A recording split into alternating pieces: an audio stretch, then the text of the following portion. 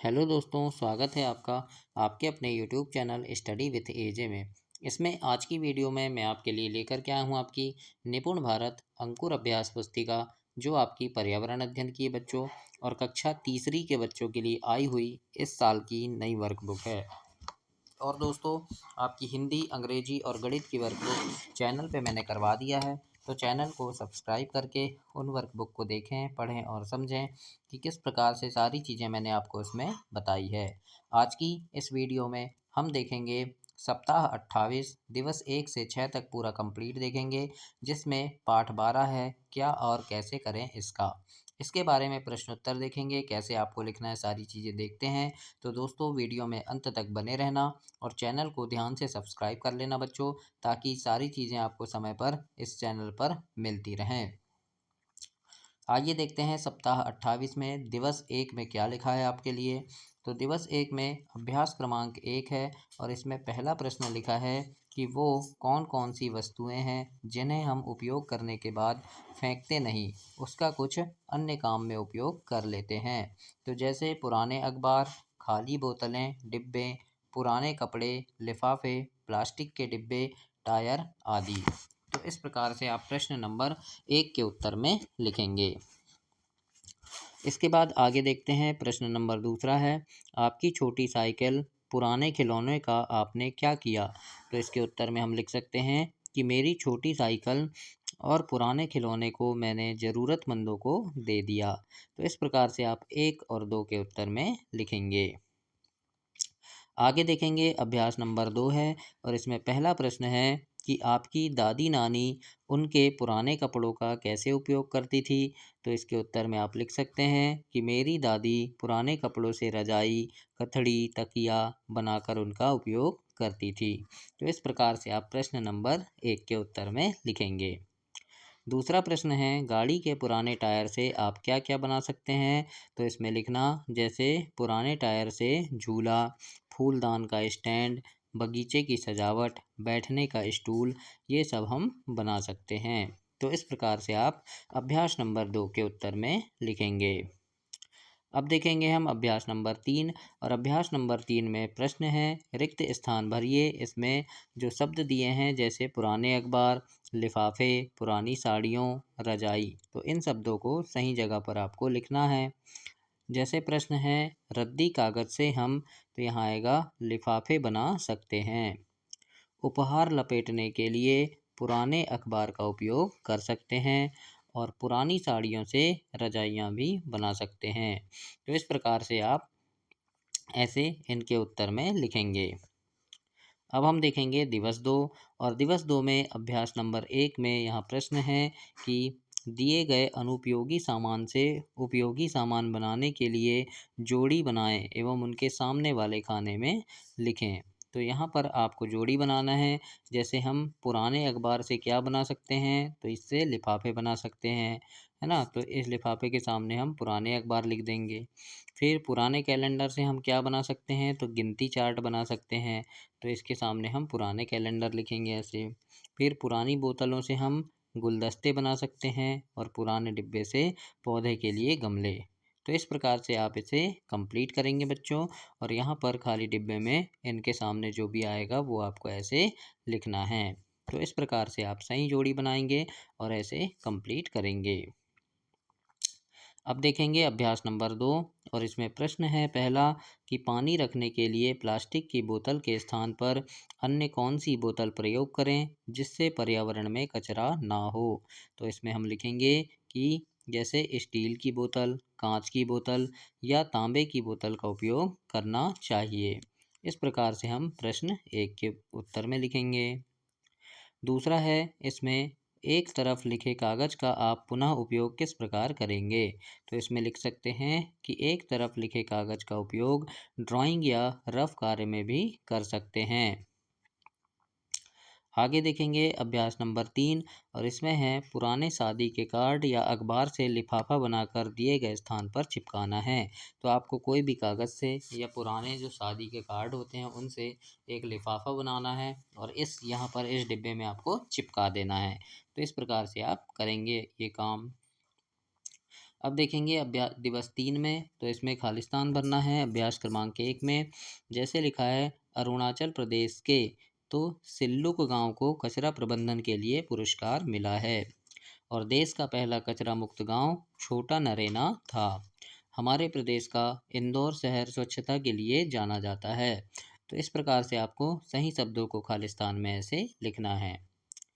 इसके बाद अभ्यास नंबर 2 है और इसमें पूछा है, आप अपने घर का कचरा कहाँ फेंकते हैं? तो इसमें लिखेंगे कि हम अपने घर का कचरा डस्टबिन में डालते हैं ताकि घर और आसपास स्वच्छता बनी रहे। दूसरा प्रश्न है, आपके घर आसपास का कचरा लेने क्या कोई आता है? तो इसमें लिखना, हाँ, हमारे घर के आसपास का कचरा लेने रोज कचरा गाड़ी आती है। इस प्रकार से आप प्रश्न 2 के उत्तर में लिखेंगे।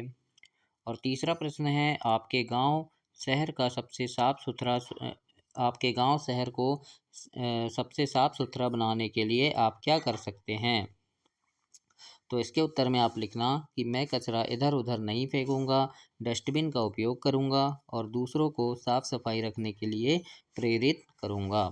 इस प्रकार से आप इसमें प्रश्न 3 के उत्तर में लिखेंगे। आगे देखेंगे अभ्यास नंबर 3 है। इसमें लिखा है, अपने घर, विद्यालय, गांव, शहर के परिवेश को साफ सुथरा या स्वच्छ स्थान कौन सा है जो आपने देखा है उसका नाम लिखना है।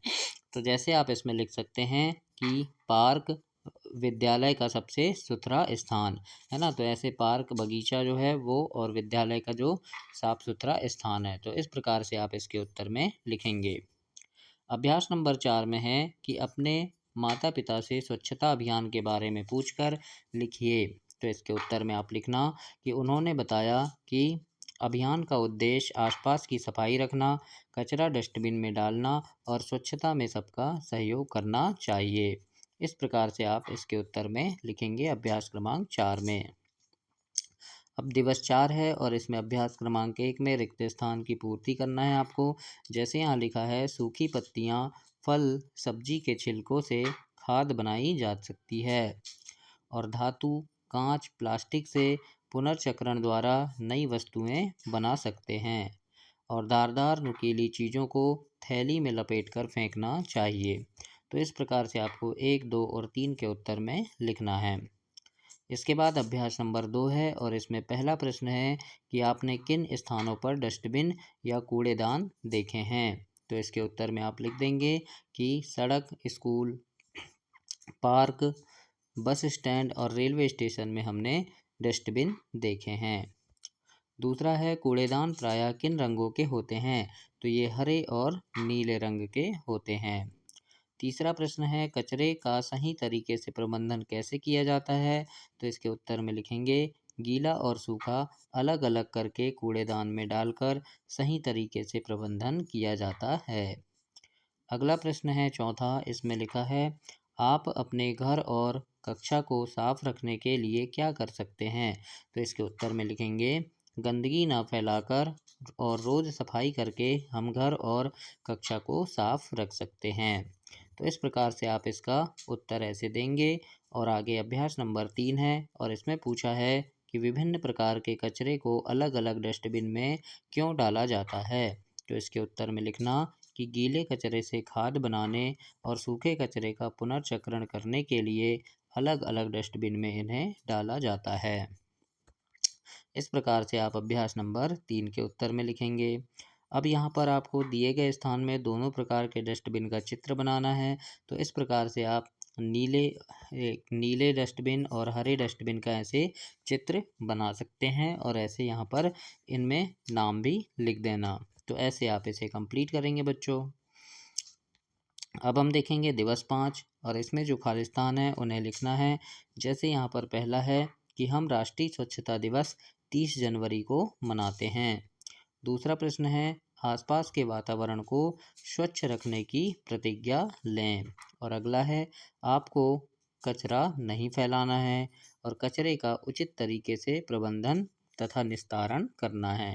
तो इस प्रकार से आप इसके उत्तर में ऐसे लिखेंगे।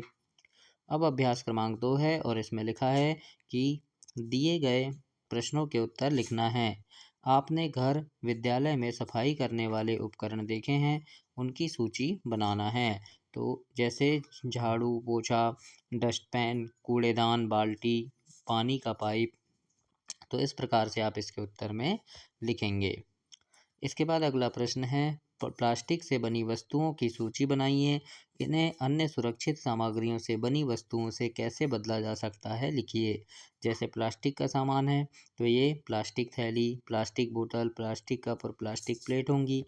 और सुरक्षित सामग्री से बना वही सामान क्या होगा, जैसे कपड़े की थैली, और बोतल में स्टील की बोतल आ जाएगी। फिर मिट्टी या स्टील का कप आ जाएगा और पत्तल या स्टील की प्लेट आ जाएगी। तो इस प्रकार से आप इनको बदल कर ऐसे लिख सकते हैं। अब अभ्यास क्रमांक 4 है, इसमें लिखा है, आपके जन्मदिन की पार्टी में किस तरह का कचरा हो सकता है। तो लिखेंगे, कागज, प्लास्टिक की प्लेट, गिलास, खाने के बचे हुए पदार्थ, गुब्बारे और सजावट का कचरा हो सकता है। आगे है दिवस 6 और इसमें सही विकल्प वाले प्रश्न हैं। और पहला प्रश्न है कि किस रंग के कूड़ेदान के कचरे से खाद तैयार की जा सकती है। तो इसके उत्तर में आएगा हरे रंग के। और दूसरा है, हमारा उद्देश्य होना चाहिए कि वस्तुओं को के अधिक उपयोग से बचें एवं उन्हें बर्बाद ना करें। तीसरा है, उचित प्रबंधन एवं निस्तारण से यह संसार क्या हो जाएगा, स्वच्छ और हरित हो जाएगा। तो इस प्रकार से द नंबर इसमें सही उत्तर होगा।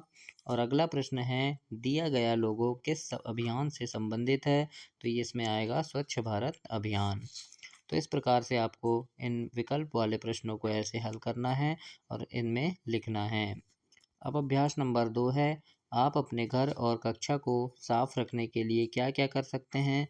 तो इसका उत्तर हमने पहले भी देखे थे। तो यहाँ पर आप लिखना कचरा कूड़ेदान में डालते हैं और गंदगी नहीं फैलाएंगे और सफाई का भी ध्यान रखेंगे। आगे दूसरा प्रश्न है कि हमें कचरा प्रबंधन कैसे करना चाहिए। तो इसमें लिखना, कचरे को डस्टबिन में ही डालना चाहिए और प्लास्टिक का उपयोग हमें नहीं करना चाहिए। इस प्रकार से आप प्रश्न 2 के उत्तर में लिखेंगे। अभ्यास नंबर 3 है, अरुणाचल प्रदेश के गांव सिल्लुक व आपके गांव या शहर में क्या अंतर है। तो अरुणाचल प्रदेश के सिल्लुक गांव के बारे में हमने पढ़े थे। इसमें आप लिख देना, स्वच्छ गांव, प्रदूषण बहुत कम है और कचरा प्रबंधन यहाँ करते हैं। और आपका अपना गांव या फिर शहर, तो शहर में क्या होगा, जनसंख्या अधिक होगी, प्रदूषण ज़्यादा होगा और सफाई पर कम ध्यान दिया जाता है। इस प्रकार से आप इन दोनों डिब्बे में ऐसे लिखेंगे और कंप्लीट करेंगे। अब प्रश्न है, स्वच्छ भारत अभियान की शुरुआत का क्या उद्देश्य है। तो इसमें लिखना, स्वच्छ भारत अभियान की शुरुआत का उद्देश्य देश को स्वच्छ और स्वस्थ बनाना है। तो इस प्रकार से आप इसे लिखेंगे और ऐसे कंप्लीट करेंगे। तो ये आपका सप्ताह 28 समाप्त हुआ बच्चों। अगली वीडियो में हम सप्ताह 29 देखेंगे। तब तक के लिए आप चैनल को सब्सक्राइब करें, वीडियो को लाइक करें और अपने दोस्तों तक भी इसे शेयर करें।